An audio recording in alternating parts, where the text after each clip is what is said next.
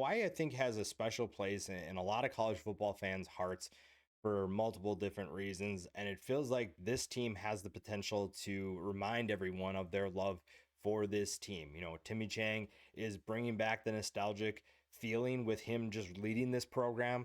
You get the memories of him playing quarterback, Colt Brennan playing quarterback, and they have a quarterback this year that could be really exciting, maybe just as exciting as his coach and Brennan were when they played. Today, we take a look at the top 10 players for the Hawaii Rainbow Warriors and take a look at the schedule and what we should expect from this team in 2025. We'll just dive right into it. Micah Alejado is going to be a really fun player for Hawaii, plain and simple. Small sample size, and it might be an overreaction to put him this high on this list, but he was really fun to watch in that short sample. Now, it's probably an overreaction, like I mentioned, but when you look at the talent that we'll talk about returning where he's going to throw to you, you feel like this maybe isn't necessarily an overreaction. You saw when he played the electricity that he brings to the table. He finished with 585 yards, 6 touchdowns, a little bit on the undersized, if you will, for the position at 5'10". But in the Mountain West, it doesn't necessarily mean anything. I mean, Ashton Jeanty was 5'8", 5'9". You don't really have to worry about the size at the running back position. The quarterback position, maybe a little bit more, but in the Mountain West, you get some unique players that are capable of great things. And Micah Alejado is going to be one of those guys to keep an eye on purely based off what we see. We see glimpses of his potential, glimpses of his greatness. And if he is the real deal, we are going to go back to the early 2000s when you had Hawaii humming and moving the ball all across the field. And it's going to be a really exciting time if he's able to reach that potential. Going along with that, though, Nick Senecal is going to be a big reason why Alejado has success. And when you look at what they return, Senecal is just one of those guys. Now, you lose to Cal Crowdis. That felt like that was kind of a big blow, but with the amount of talent they have coming back, it's not as big of a loss as you might think. And Senecal is a big reason why. Over 700 yards last year, 6 touchdowns. Entered the transfer portal, actually, so you almost lost him as well, but he decided to come back, and that was huge. The former Nevada transfer was really exciting for the Rainbow Warriors last year, and he is just one of the guys that's going to make a major impact in this passing attack. Before we continue with the video, make sure you're subscribed to the channel. Take a look. It takes a couple of seconds. It helps the channel grow. We've seen tremendous growth in the last couple of years, and we'd like to keep that going. Doing a giveaway at 10,000 subscribers, so we're hoping to hit that goal this year, and you make that happen. But let's get back to the video. Another guy that's really fun for this passing attack is Bofele Ashlock. 61 catches, 629 yards, 6 touchdowns. This is a great duo for Alejado to find downfield. This is a great duo for Timmy Chang's offense. You feel like this place is going to be really exciting to be around if you're a college football fan, if you're a Hawaii fan. Hawaii is just one of those teams that, again, I think everybody just has a soft spot for them.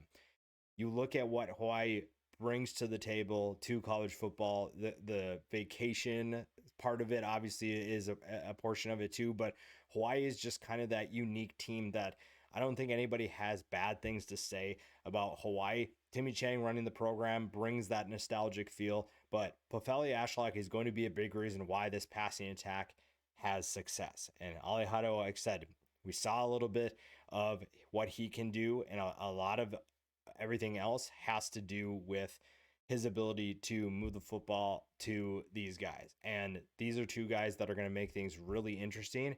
And I think this offense, if they can all take a collective step, feels like it's in a really good place. Now, this is going to seem kind of weird, but the rest of these are actually going to be on the defensive side of the ball. Not to say that the offense doesn't have plenty of talent, but the defense is a big reason why Hawaii could have a ton of success this year. Peter Manuma has been a multi-year starter for this defense. He is a big returnee for this group, and he is going to be a big reason why this defense is a good group in 2025. 43 tackles, 3 passes defended, so not as involved as he's been in the past, but also I would say that's a good thing. If you go and look at his stats, a lot of his stats have way more tackles than we saw last year, which meant that Hawaii struggled stopping the run, stopping the pass. he had to do a lot of mop-up duty. Last year, he did less of that, and that's a good thing. And we'll talk about why here in a little bit, but he is a good player that if you just look at the box score, you probably think, oh, maybe he didn't do as much, but that's okay. You don't want him making a ton of plays. He's capable of doing it, but if he's not making plays and he plays like he did last year, everybody else is doing more of their part. Now, a big reason why he had to do less was defensive end Elijah Robinson. Elijah Robinson is another honorable mention Mountain West player that is ready to take yet another step in his development. And like I said, if this defense as a whole takes a step, it's going to be because of the front seven. And we're going to talk about a lot of the guys in the front seven here. Elijah Robinson is just one of them. 51 tackles, 11 tackles for loss, 5 sacks. This Hawaii defense is going to fly around the football field. They're going to be a major problem for a lot of teams this year. And yes, the offense could be exciting, but the defense, while people aren't going to pay attention to them as much, could be equally as exciting. Back to the secondary, Elijah Palmer is another name to keep an eye on, another honorable mention Mountain West player. Again, not going to have the most production, but still 32 tackles, 5 tackles for loss, 1 interception. But again, it speaks to the front seven and what they had to do. He did not have to do as much work because this front seven was so good last year. And granted, they do lose a couple of players up front, but this is still a very talented, a very deep group. And again, while everyone wants to talk about the offense and what it can do, the defense is actually going to play a massive role.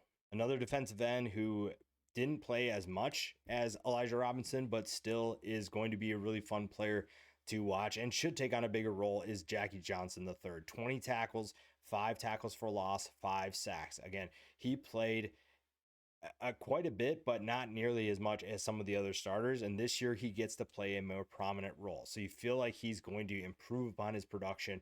He's shown that he is capable of making big plays, and that makes things really exciting when you look at what this defense did. And for the most part, stopping the run, you'd like to see them improve upon, but this is a team that finished top 50 against the pass. And part of that was the defensive ends able to get to the quarterback, able to disrupt the passing attack. And if they can do that again, you're going to improve the turnover margin, which they were -8 last year, but they're also going to improve their ability to slow down passing attacks. That's going to make them more disruptive against the run.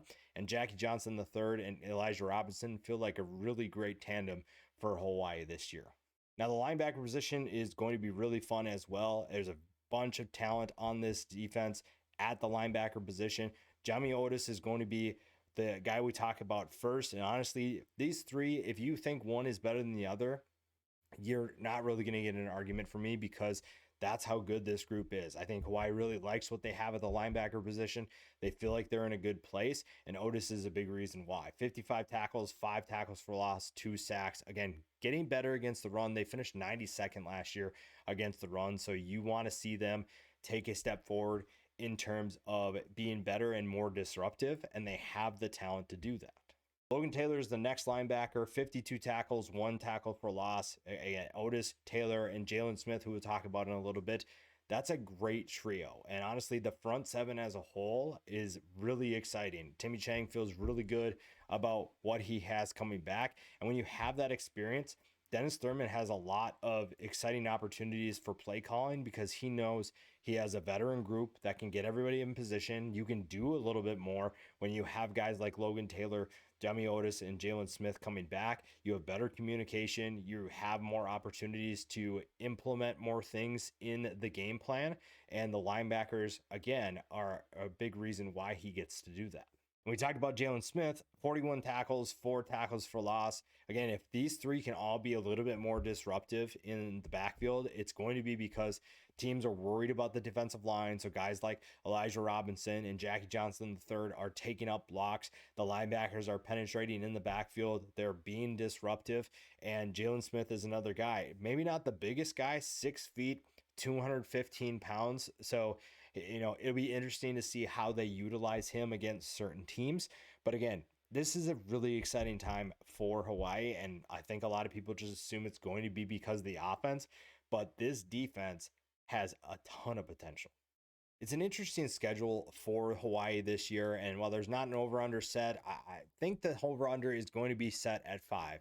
And while I think that it's really exciting for this team, I think Vegas will maybe temper some of those expectations, but it's a good opportunity for this team to surprise a lot of people. This is a conference that feels like it's wide open. Sure, everybody's probably chasing Boise State at the top, maybe UNLV, but this conference is relatively wide open, even with those teams. And Hawaii is one of those teams that could surprise people. You start the year off with Stanford. And while I think some people are going to think that this is maybe a more challenging game than it's you're going through a change at Stanford. There's a coaching change, there's some turmoil with that.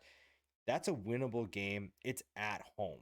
And if you can play better than you did at when you played UCLA last year, that's a winnable game. At Arizona. Arizona is another team that's going through a lot of change. The transfer portal has kind of hurt them. I'm not saying that Hawaii is going to win those two games, but those are two games that if everything goes right, if everything comes together for this team, you could look at a 2-0 Hawaii team and get really excited about that. I think that there's a ton of potential for that to happen. Sam Houston is going through a coaching change and a ton of roster turnover. Portland State should be a win. You have 3 of your first 4 games at home, 4 of your first 5 at home. If you can find a way to, it feels like the best you probably will do realistically is 3-1. But even 3-1 going into that Fresno State game feels like it's going to be a really fun season for the remainder of this schedule. Air Force is going to be tough. That's where you really feel like you have a good situation because your front seven is so experienced and facing the triple option won't be easy, but you feel like you have the right guys in place to make it a little bit more simplified. Utah State could be better, but again, another team going through a coaching change, going through a lot of roster turnover. Colorado State doesn't have a coaching change, but plenty of roster turnover. Then you get a week off. San Jose State will be a really interesting team, another team that could be in that conversation of surprising people. San Diego State looking to improve under Sean Lewis, but again, tons of roster turnover. And that's one thing that I think Hawaii feels pretty good about is that they didn't lose a ton to the transfer portal. So you feel like you're in a pretty good position because you have a lot of returning talent. You have a lot of consistency because those guys are coming back. Then the last 2 games at UNLV will be tough. But again, it depends on where Hawaii is mentally. If they are at a point where they have 2 or 3 losses, you feel very confident about what they could do in that game. Wyoming at home, same thing. To be realistic, because I could talk myself quickly into 10 wins, 8-4 feels like the ceiling, and that's a good step forward. You finished 5-7 last year. 8-4 would be a really exciting step for this team. The floor is 3-9. Don't get me wrong. While there is a lot of exciting things, there are plenty of questions surrounding this program. Micah Alejado, I like what I see, but he has to do it. He has to take that step. Who are the depth pieces at wide receiver? Can the offensive line find a couple of new starters? Who's going to be the interior defensive line starters? There are some big questions that have to get answered, and there's still plenty of optimism. Don't get me wrong, but there are still some things that need to get sorted out. That being said, Hawaii is a really fun team. I think that this could be a really exciting year if everything goes together. And if they surprise people, we'll just say that you heard it here first.